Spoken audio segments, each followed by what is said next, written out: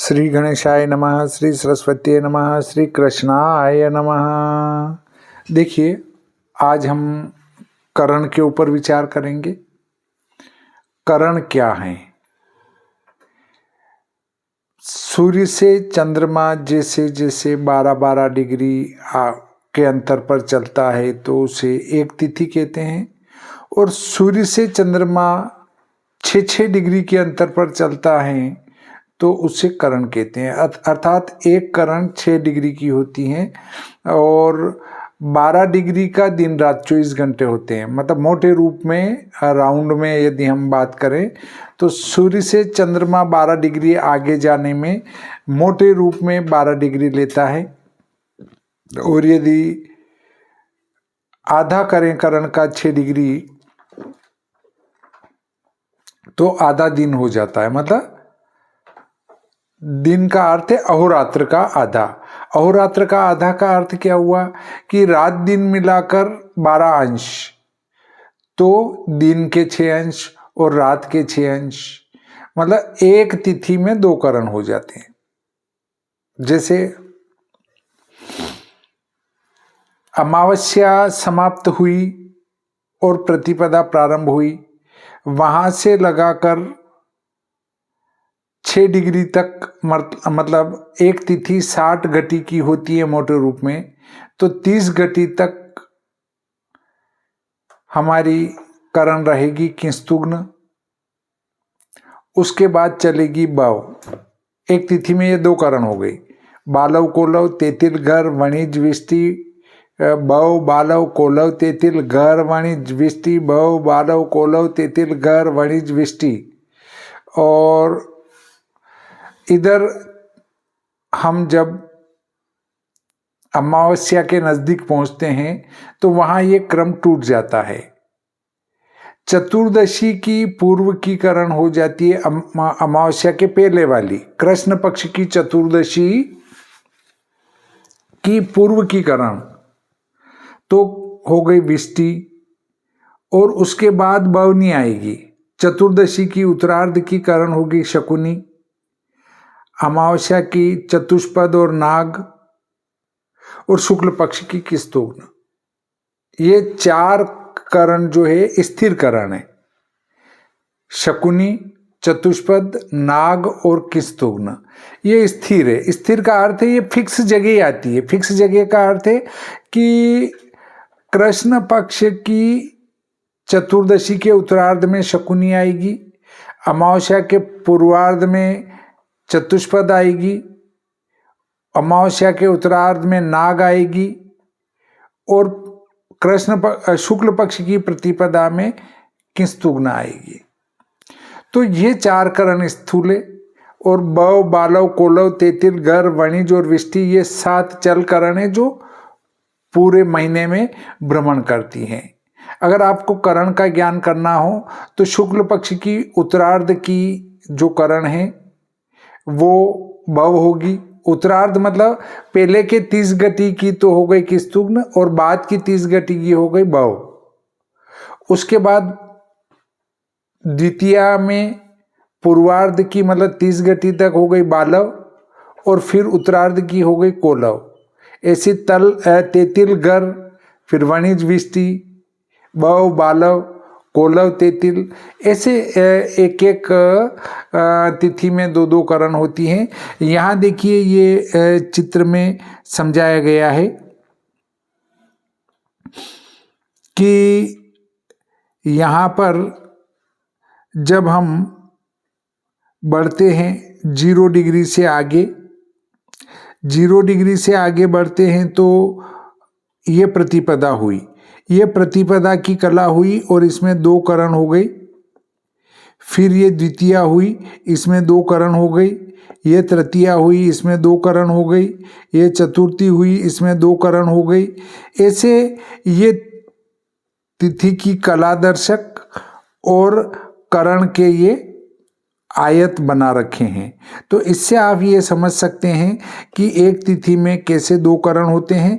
पूर्व में भी इस चित्र से आपको मैं समझा चुका हूँ, बता चुका हूँ कि करण किस प्रकार से होती हैं। इसमें तिथि का आधा कर लो, तिथि का कुल मान निकालना, तिथि का कुल मान गत तिथि को 60 घटी में से घटाना,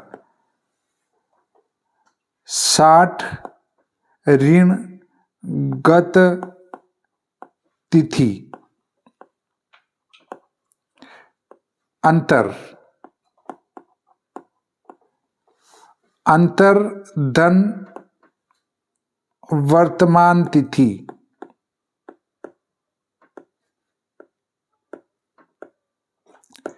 तो ये तिथि का भवोग आएगा कुल मान, तिथि भवोग।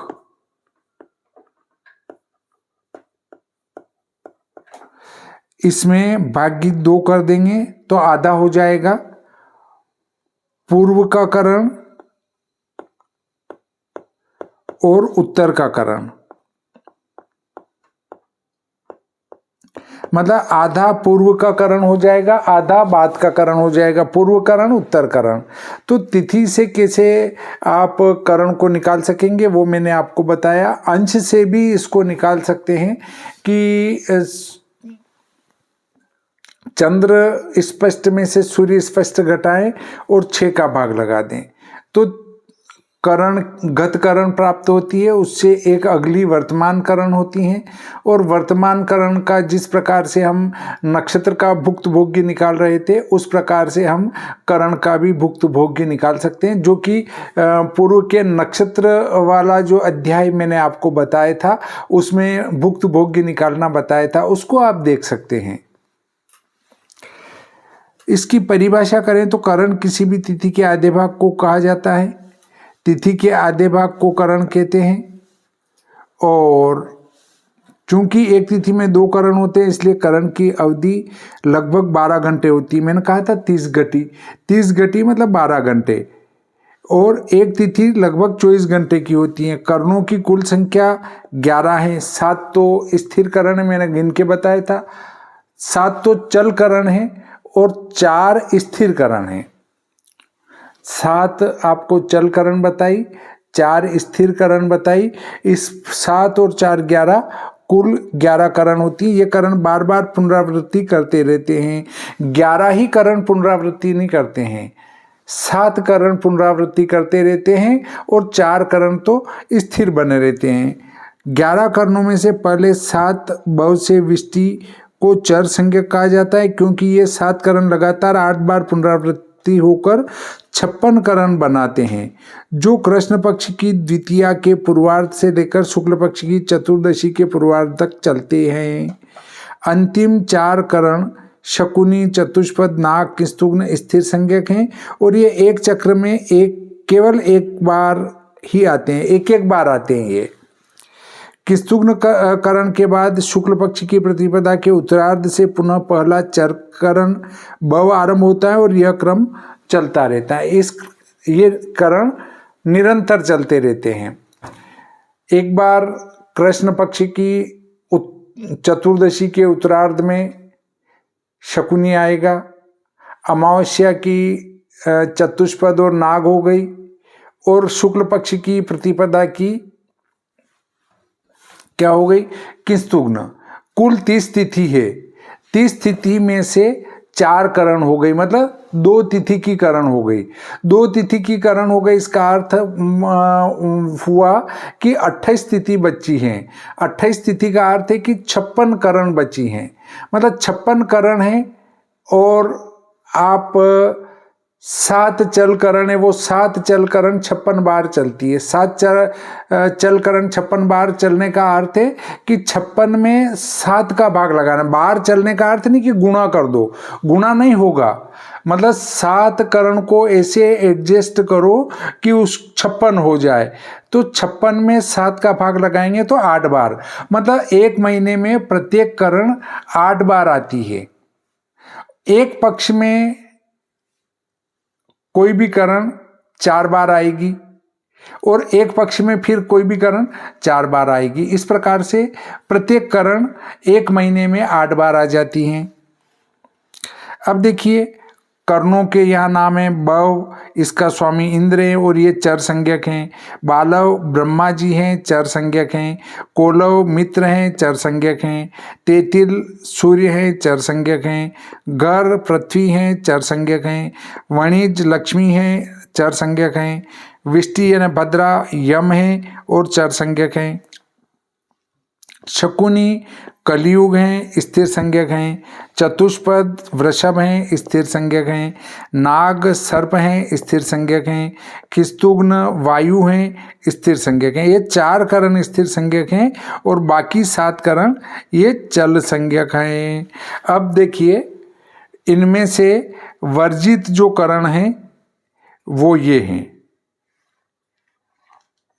आप कहेंगे क्यों? क्योंकि भद्रा तो प्रत्येक शुभ कार्य में वर्जित है। अगर किसी दिन भद्रा आ रही है और उस दिन कोई शुभ कार्य करना है तो कदापि उस कार्य को नहीं करना चाहिए। भद्रा के संबंध में ये लिखा गया है कि अगर आकाश में हो, मतलब स्वर्ग में हो या पाताल में हो, मृत्युलोक में अगर भद्रा नहीं है तो शुभ कार्य करने में दोष नहीं है। ये मन को समझाने वाली बातें हैं। मन को समझाने वाली बातें कदापि न करें।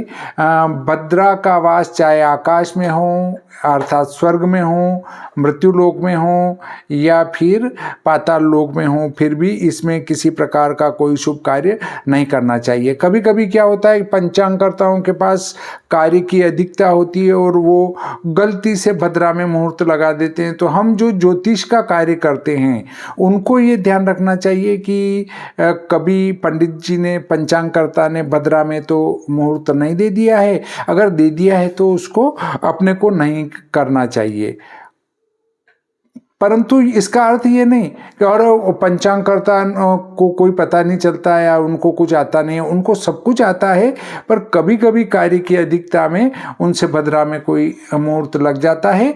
तो आप स्वयं भी विद्वान हैं और उसको ध्यान में रखकर नोट कर लेना चाहिए कि ये भद्रा में दिया गया मुहूर्त है, इसमें हमें कोई शुभ कार्य नहीं करना चाहिए। बहुत सारे पंचांगकर्ता को फोन लगाते हैं और कहते देखो हमने पंचांग की गलती पकड़ी। अरे गलती नहीं पकड़ी, उनसे दृष्टि दोष हो गया है और उसको नजरअंदाज कर देना चाहिए। भद्रा सभी कार्यों में वर्जित है। शकुनी कृष्ण पक्ष की चतुर्दशी की उत्तरार्ध करण है, तो कृष्ण पक्ष की चतुर्दशी में शुभ कार्य होता ही नहीं है। चतुष्पद और नाग अमावस्या के पूर्वार्ध उत्तरार्ध की करण है, इनमें कोई भी शुभ कार्य होता नहीं अमावस्या में। इसके बाद शुक्ल पक्ष की प्रतिपदा की पूर्वार्ध की करण है किस्तुग्न, तो शुक्ल पक्ष की प्रतिपदा भी शुभ कार्य में वर्जित हैं। इससे ये करण जो है सभी शुभ कार्यों में वर्जित हैं, क्योंकि कुछ में तिथि वर्जित है, कुछ में करण वर्जित है। बाकी जो करण बचती है 6, इन 6 करणों को सभी शुभ कार्यों में लिया जा सकता है, किसी प्रकार का कोई दोष नहीं है। फिर भी इनमें विशिष्ट कृत्य जो है वो शास्त्रों में बताए गए हैं कि कौन सी करण में कौन सा कृत्य करना चाहिए। देखिए, भव शुभ व्रत उत्सव आदि, चर गतिशील स्थिर स्थायी और पुष्टता संबंधी कार्य। बालव में विहित कार्य धार्मिक और ब्राह्मणों के हितकारी कार्य। कोलव में मित्रता सिद्धि सफलता संबंधी कार्य। तेतिल में सौभाग्य वेद और मांगलिक कार्य। घर करण में खेती कृषि बीज बोना घर बनाना आश्रय जनित कार्य। वाणिज्य में ध्रुव स्थायी व्यापार योग और व्यापार संबंधी कार्य। विष्टि भद्रा अभिघात मारपीट चोट पहुंचाना जहर विष प्रयोग आदि संबंधित कार्य। इस भद्रा में कोई भी शुभ कार्य नहीं करना और इनमें भी कोई भी शुभ कार्य नहीं करना। पुष्टता औषध दवा मूल जड़ तथा मंत्र संबंधी कार्य, इसमें मंत्र का कार्य कर सकते हैं। गाय पशुधन पितर देव और राज संबंधी कार्य। इस चतुष्पद में पितृदेवता से संबंधित कोई भी कार्य कर सकते हैं। नाग में स्थिर कठिन हरण चोरी छिन्ना संबंधी कार्य। किस्तुग्न शुभ वृद्धि पुष्टता मांगलिकता और सिद्धि संबंधी कार्य ये बताए गए हैं, परंतु इन करणों में लगभग सभी कार्य छोड़ दें तो ठीक रहेगा। रत्नकोश के अनुसार करणों के फल अतिरिक्त टिप्पणी है। शुक्ल पक्ष की प्रतिपदा का उत्तरार्ध दूसरा आधा हिस्सा, इसमें भवकरण होता है और इस दौरान शुभ मांगल कार्य करना चाहिए। पूर्वार्ध उसका वर्जित है। वैसे तो शुक्ल पक्ष की प्रतिपदा पूरी ही छोड़ दे तो उपयुक्त रहेगा। फिर भी यदि आवश्यकता हो तो शुक्ल पक्ष की प्रतिपदा की 30 घटियां छोड़कर उत्तरार्ध की 30 घटियों को शुभ कार्यों में ग्रहण किया जा सकता है। अवशिष्ट करणों में पूर्वोक्त विहित कार्य करना चाहिए। जो शेष करण है उनमें विहित कार्य कर सकते हैं। यह सूची करणों के फलित ज्योतिष में उनके स्वामियों के प्रभाव को दर्शाती हैं। विष्टि यम, यम मृत्यु के देवता के स्वामी होने के कारण यह करण सभी शुभ कार्यों के लिए त्याज्य है और इसमें केवल विनाशकारी कार्य करने की सलाह दी जाती है। घर पृथ्वी, पृथ्वी स्वामी होने के कारण इसमें कृषि और निर्माण के कार्य शुभ होते हैं। वाणिज्य लक्ष्मी, लक्ष्मी स्वामी होने के कारण यह व्यापार और धन संबंधी कार्यों के लिए उत्तम है। यह जानकारी मुहूर्त का चयन करते समय तिथियों के आधे भाग की गुणवत्ता को समझने में आपकी सहायता करेगी। देखिए, एक बात और मैं आपको यहाँ समझा देना चाहता हूँ कि करण का जो विशेष प्रयोग है वो संक्रांति में किया जाता है। संक्रांति करण की सहायता से उसका वाहन, उपवाहन, उसका खाना पीना, कपड़े, रंग, रूप, गुण, ऊंचाई आदि सबका विचार जो है उनने लेपन काय का किया, वो करण से किया जाता है। तो सूर्य ने अपनी राशि बदली, उस समय कौन सी करण थी, उस करण के आधार पर उस संक्रांति के सभी वर्णादिकों का, मतलब वर्णादिक का अर्थ है कि उनका स्वरूप कैसा है, वाहन कैसा है, उपवाहन कैसा है, लेपन क्या किया है, लगाया क्या है, उनका भोजन पात्र क्या है, वो सब इस करण के ऊपर आधारित है। और ये जब हम संहिता खंड में जाएंगे तब इस पर विस्तार से चर्चा करने की कोशिश करेंगे। देखिए, भद्रा विष्टिकरण विचार।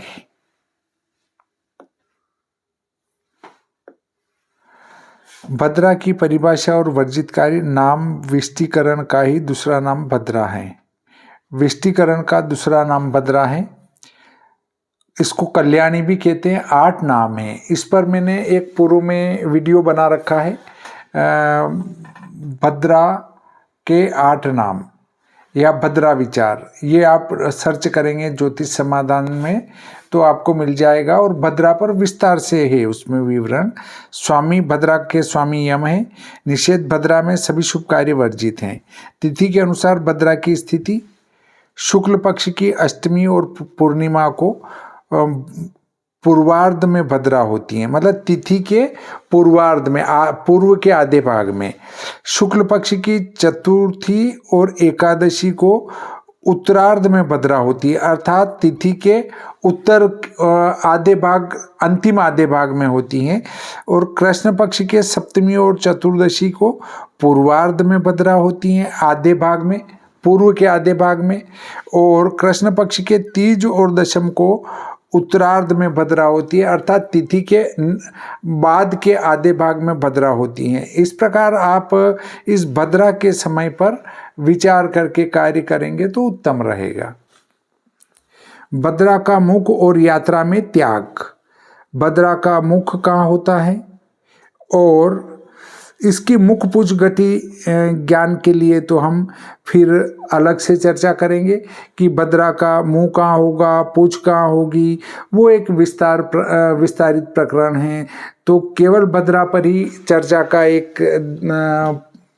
दिन रखेंगे और उसमें भद्रा पर ही चर्चा करेंगे। तो देखिए, चतुर्दशी पूर्व दिशा में यात्रा नहीं करना, 1 प्रहर त्याज्य इसमें। अष्टमी को अग्निकोण 2 प्रहर, सप्तमी को दक्षिण दिशा 3रा प्रहर, पूर्णिमा को नैऋत्य कोण में 4था प्रहर, चतुर्थी को पश्चिम में 5वां प्रहर, दशमी को वायव्य कोण में 6ठा प्रहर, एकादशी को उत्तर में 7वां प्रहर, तृतीया को ईशान कोण में 8वां प्रहर। यह जानकारी विशेष रूप से यात्रा मुहूर्त के लिए उपयोगी है, जहां गंतव्य दिशा में भद्रा के मुख्य स्थिति होने पर यात्रा करना वर्जित माना जाता है। इस प्रकार आज का ये प्रकरण यहीं समाप्त होता है। श्री सरस्वती नमः, श्री गणेशाय नमः, श्री कृष्णाय नमः।